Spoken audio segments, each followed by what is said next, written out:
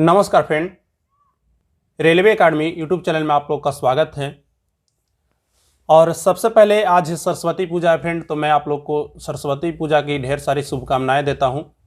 और इस सरस्वती पूजा के दिन जो मैं वीडियो बनाने जा रहा हूं फ्रेंड, वह बहुत ही इम्पोर्टेंट होने वाला है।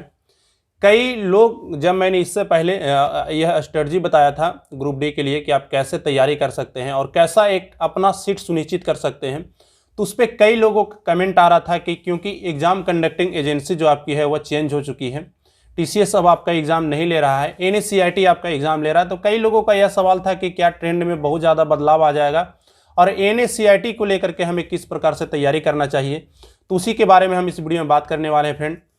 और यह कंप्लीट स्ट्रेटजी होने वाला है और इसको अगर आप आधार मानकर चलिएगा तो निश्चित तौर पर मैं आप लोग को गारंटी देता हूं फ्रेंड कि आपको कटअप देखने की तो समस्या ही आप भूल जाइएगा। कटअप, क्योंकि कई बार ऐसा होता है फ्रेंड कि आप कटअप को क्वालिफाई करते हैं, आप रनिंग में जाइएगा, उसके बाद आपका मेरिट नहीं लगेगा। तो ये कोई मतलब नहीं होता है कि सिर्फ आप रिजल्ट दें और रिजल्ट अपना आए और आप पार्टिसिपेट सिर्फ एग्जाम में करें और लास्ट में आप बाहर हो जाएं। तो ऐसा नहीं होना चाहिए। आप अपने तैयारी को इस लेवल पर लेकर जाइए कि आपकी कटअप को समस्या हो ही नहीं, कटअप आपके लिए मतलब कोई मायने ही नहीं रखे, ऐसा आप अपने तैयारी को कीजिए। तो उसी के लेकर के कुछ बुक्स और कुछ ट्रिक्स आप लोगों के साथ मैं साझा करने वाला हूं। तो अगर आपने मेरे पिछले वीडियो को नहीं देखा है तो आप वहां से भी जाकर देख सकते हैं, नहीं तो इस वीडियो को भी आप देख सकते हैं। तो सबसे पहले यह देखते हैं फ्रेंड कि क्या बहुत ज़्यादा बदलाव आने वाला है टीसीएस और एनएससीईआरटी में। तो ऐसा नहीं है फ्रेंड, क्योंकि एग्जाम पैटर्न में किसी प्रकार का कोई बदलाव नहीं किया गया है। तो जो प्रश्न होंगे वह उसी ट्रेंड के होंगे। हालांकि कुछ प्रश्न जो होंगे वह पहले के अपेक्षा इजी पूछे जाएंगे। जैसे अगर आपने आरपीएफ कांस्टेबल और आरपीएफ एसआई का अगर आपने एग्जाम पेपर देखा होगा तो उसमें जो प्रश्न थे वो थोड़ा मतलब उतने ज़्यादा मतलब फंसाने वाले नहीं थे, सिंपल प्रश्न पूछे जाएंगे। बुक से, किसी भी वन लाइनर बुक से आपको डायरेक्ट प्रश्न देखने को मिल सकते हैं, लेकिन ट्रेंड आपका वही रहेगा। प्रश्न थोड़े आसान हो जाएंगे और थोड़े, अगर आप टीसीएस के अलावा अगर आप एनएससीईआरटी के पेपर अगर देखे होंगे तो इसमें क्या होता है कि प्रश्न रिपीटेड होते हैं। एक शिफ्ट का पेपर का क्वेश्चन है वह अगले शिफ्ट में भी आपको देखने को मिल सकता है। तो ये चीज़ आपके एनएससीईआरटी में देखने को मिलेगी। तो इसमें प्रीवियस ईयर थोड़ा महत्वपूर्ण हो जाता है फ्रेंड। तो चलिए हम थोड़ा सा पहले बात कर लेते हैं कि क्या क्या आखिर आपको ग्रुप डी में पूछा जाएगा। तो सबसे पहले इसमें जो इंपॉर्टेंट टॉपिक है वह जीएस के आपके 25 नंबर पूछे जाएंगे, मैथ से आपके 25 नंबर, रीजनिंग से आपके 30 नंबर और करेंट से आपके 20 नंबर। कुल मिलाकर आपके 100 नंबर के प्रश्न होंगे, जिसके लिए आपको 90 मिनट समय दिया जाएगा। और यह एक पर्याप्त समय होता है किसी भी छात्र के लिए, अगर उसने अच्छे से तैयारी किया है तो आपको ग्रुप डी में समय को लेकर के समस्या नहीं आने वाली है। कुछ छात्रों को समय के लेकर के समस्या आएगी जो अच्छे से तैयारी नहीं कर रहे होंगे, लेकिन अगर आपने ठीक से पढ़ाई की होगी तो आपको समय को लेकर के कोई समस्या नहीं होगी। तो यहाँ पे जो आपके लिए इंपॉर्टेंट टॉपिक है फ्रेंड वह क्या है, मैं एक बार आप लोग को ध्यान दिला देता हूँ। आपको मैथ यहाँ पे इंपॉर्टेंट है, क्योंकि मैथ से आपके 25 नंबर पूछे जा रहे हैं और मैथ एक ऐसा टॉपिक है कि आप चाहे तो 25 में 24 या 25 भी स्कोर कर सकते हैं। रीजनिंग आपका पूछा जा रहा है 30 नंबर का, तो यहाँ से आप भी चाहे तो 28 नंबर तक तो कम से कम आप अपना स्कोर ले ही जा सकते हैं। आपका टारगेट यह रहना चाहिए कि आपका स्कोर 25 प्लस हो। उसके बाद आपका जीएस का सेक्शन है, यानी कि जनरल साइंस। यह एक ऐसा मतलब टॉपिक है फ्रेंड, अगर आपका अच्छा है तो आप बहुत अच्छा स्कोर कर सकते हैं। 20 प्लस आपका स्कोर रहेगा, 22 प्लस आपका स्कोर हो सकता है। अगर आपका खराब है तो आप इसमें बहुत खराब स्कोर करेंगे। तो यह एक टॉपिक है जिसको आप अच्छा अगर कर लिए तो आप बहुत अच्छा स्कोर कर सकते हैं। उसके सिवाय जीके का एक ऐसा टॉपिक है जो बहुत बड़ा टॉपिक है और इससे बहुत ज़्यादा प्रश्न भी नहीं है पूछे जा रहे हैं इस बार। मात्र अगर देखा जाए तो करीब 20 प्रश्न ही आपको पूछे जाएंगे। तो कहीं ना कहीं जो इसके प्रश्न हैं वह बहुत कम है और टॉपिक बहुत बड़ा है, तो आपको बहुत ज़्यादा जीके पर ध्यान देने की ज़रूरत नहीं है। आप करेंट पे फोकस कीजिए, मैथ पे फोकस कीजिए, रीजनिंग पे फोकस कीजिए। जीके पे आप कम फोकस करेंगे तो चलेगा। तो सबसे पहले मैं आप लोग को थोड़ा बुक बता देता हूं और डेली का रूटीन भी साझा करूंगा। तो वीडियो थोड़ा लंबा होगा फ्रेंड, इसलिए आप धैर्य रख कर देखिए इस वीडियो को, क्योंकि मेरा जो टारगेट है वह यह रहेगा कि बारी बारी से चीज़ों को समझाऊँ ताकि आपको एक वीडियो देखने के बाद दूसरा वीडियो देखने का ज़रूरत ना पड़े। तो सबसे पहले मैथ के लेकर के बात कर लेते हैं। तो अगर आपका मैथ बेसिक्स आपका अच्छा नहीं है, मैथ आपको समझ में नहीं आता है, तो आप उसके लिए कोई भी एक बुक जो बेसिक्स लेवल से आती है वैसे आप ले सकते हैं। जैसे यह बुक है, सागिर अहमद का यह बुक है, बहुत अच्छी बुक है, तो यह बुक आप ले सकते हैं। अगर आपका मैथ सही है, आपको मैथ में कोई समस्या नहीं है, तो आप स्पीडी का यह मैथ ले लीजिए। बहुत ही बेहतर मैथ की बुक है फ्रेंड, इससे रेलवे के लिए कोई अच्छी बुक हो ही नहीं सकती। मैं इसलिए कह रहा हूँ क्योंकि इसमें जो प्रश्न दिए हुए हैं वह बिल्कुल रेलवे के ट्रेंड के अनुसार हैं। इसमें क्या होगा कि कई ऐसे टॉपिक होंगे जो रेलवे के एग्ज़ाम में पूछे जाते हैं और वह इसमें इंक्लूडेड नहीं है। जैसे बहुत से ऐसे टॉपिक हैं जो रेलवे के भी ट्रेंड में है, जैसे बाइनरी हो गया, लॉगरिथम का कोई टॉपिक हो गया, बहुत से ऐसे टॉपिक हैं जो आपको यहाँ पर नहीं देखने को मिलेंगे, लेकिन इसमें स्पेशली रूप से रेलवे को टारगेट किया गया है। तो अगर आपका मैथ थोड़ा सही है, आप ट्रिकी बेस्ड मैथ सीखना चाहते हैं, तो आप इस बुक को ले लीजिए। इसमें क्या है फ्रेंड कि आपको किसी भी प्रश्न को बहुत ही शॉर्ट तरीके से बताया गया है, मतलब जितना आसान से आसान हो सके उतना आसान से आसान इसे भाषा में समझाया गया है और बहुत ही सिंपल ट्रिक इसमें दिया गया है। तो आपको एग्जाम में टाइम को थोड़ा सेव करेगा। अगर आपका मैथ में टाइम लगता है तो आप इस बुक को प्रीफेयर में ले सकते हैं। उसके बाद अगर रीजनिंग की बात करें तो रीजनिंग में आप यूथ कंपटीशन का बुक ले सकते हैं। इस प्रकार का यूथ कंपटीशन का बुक आता है और रीजनिंग के लिए आपको कोई मोटी बुक लेने की ज़रूरत नहीं है। अगर आप सेट प्रैक्टिस भी कीजिएगा तो वहाँ से भी आपका रीजनिंग हो जाएगा।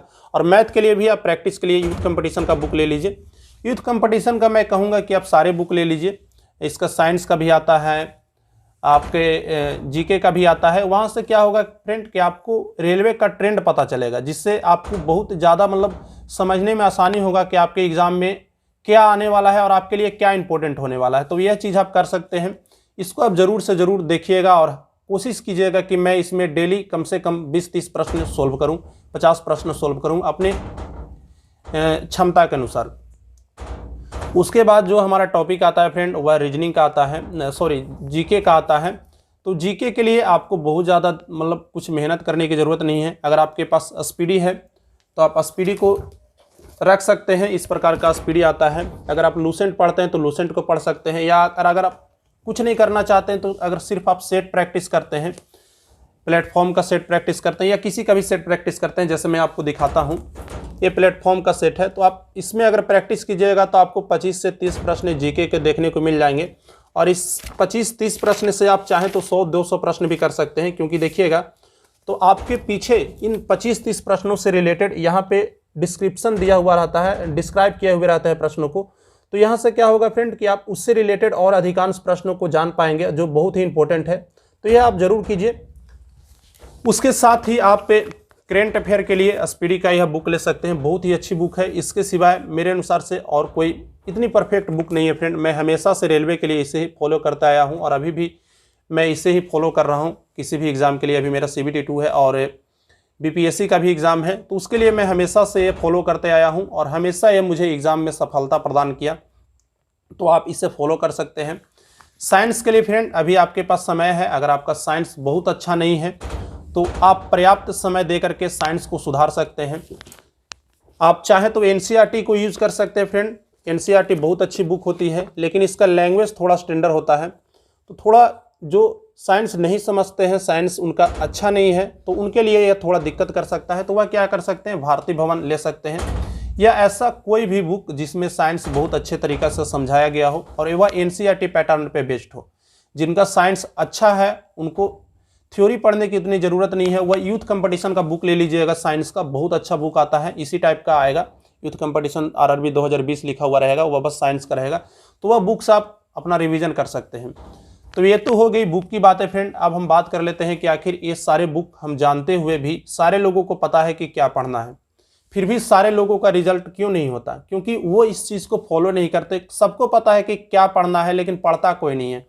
तो इसके लिए क्या है फ्रेंड, आप डेली एक टास्क सेट कीजिए। जब भी आप सुबह उठिए तो आप यह सोचकर उठिए कि मुझे आज क्या पढ़ना है और कितना पढ़ना है। जैसे अगर आप सोच लीजिएगा कि मुझे आज मैथ के 4 टॉपिक बनाने हैं, जीके के इतने चैप्टर को मुझे पढ़ना है, रीजनिंग में आज इतना प्रश्न बनाना है, तो आपके सामने कहीं ना कहीं एक टारगेट रहेगा और आपके माइंड में भी एक प्रेशर रहेगा कि नहीं, हमें इतने चीज़ों को आज अचीव करना है। अगर आप उससे थोड़ा पीछे रहेंगे तो आपको लगेगा कि नहीं, आज मैं इतना नहीं कर पाया, तो मुझे अगले दिन और अच्छा करना है।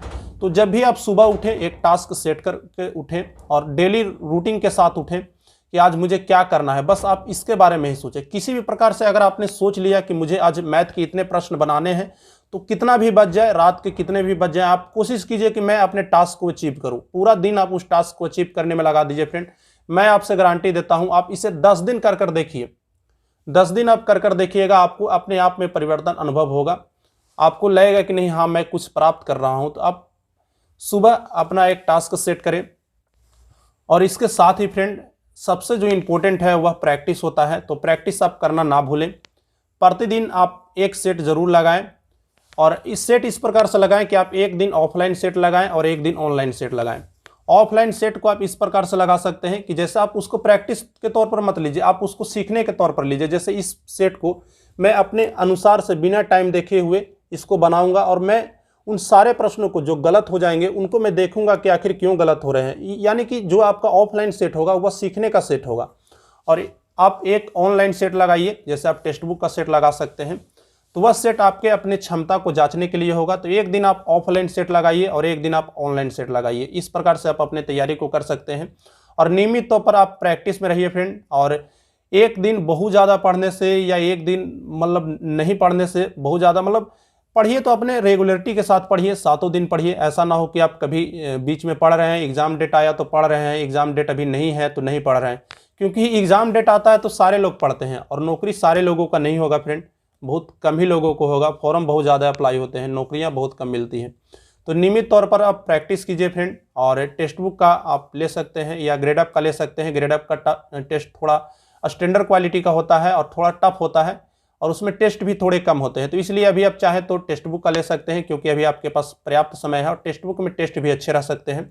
और अगर आपके पास पैसे की बहुत ज़्यादा दिक्कत होती है तो आप हमें कमेंट कर बताइएगा।